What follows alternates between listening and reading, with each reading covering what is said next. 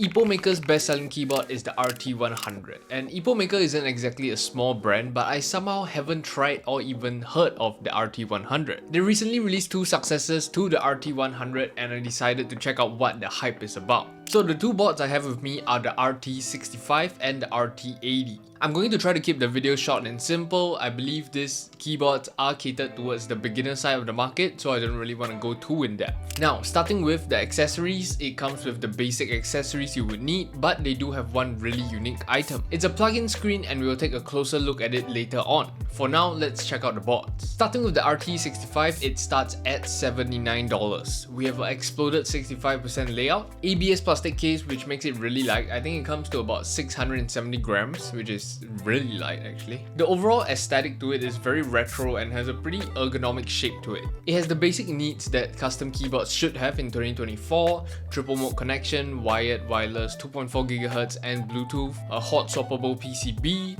and it's gasket mounted with a PC plate. But how does it sound?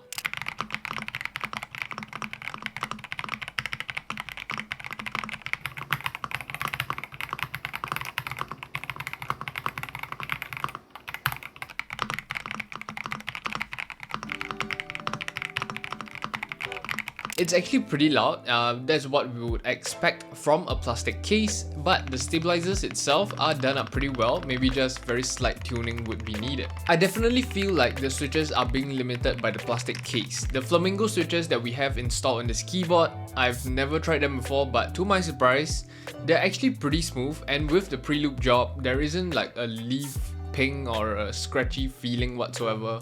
It actually feels decently smooth. It sounds alright as it is, it's pretty mediocre if I would say, because if we're comparing it to a F75 at this price point, I think the F75 wins by a mile. And clearly the main selling point for the RT series boards are not the acoustics. So let's start talking about the main feature on the RT65, this joystick. I've never tried a joystick on a keyboard. I never even thought of having a joystick on a keyboard, and it's definitely very interesting. The two main functions it has is either a mouse or multimedia controls. So basically what we have is a upgraded knob. With the joystick, it's able to achieve the same functions that a knob would be able to do, but at the same time still has the main feature of being a joystick itself. It's basically maximum functionality if you are trying to go with something close to a knob on a keyboard. But time to move on to the detachable screen. It has all your usual screen functions, displaying date, time, battery status, and custom GIFs. And now that it's detachable, you can basically put it on whenever you want. Maybe if you're gaming, you don't really want it there, but if you're working, you want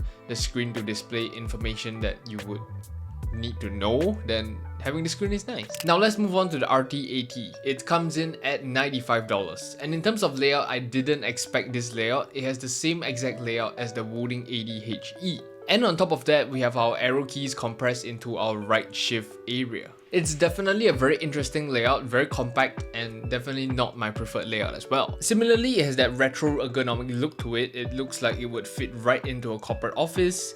It pretty much has all the same functions as the RT65 triple mode connection, but instead of a joystick, we have a touch screen deck. But before we get into that, let's hear how this one sounds.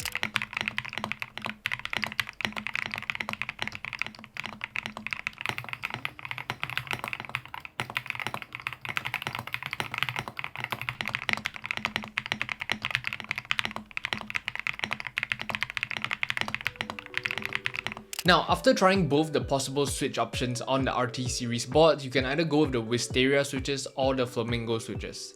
The Wisteria switches are definitely a little less smooth, they have a scratchier feeling and have a little leaf ping to them. So if you're looking to get a RT series board, I would highly recommend you pick the Flamingo switches. And of course, similarly to the RT65, RT series boards are all about its function.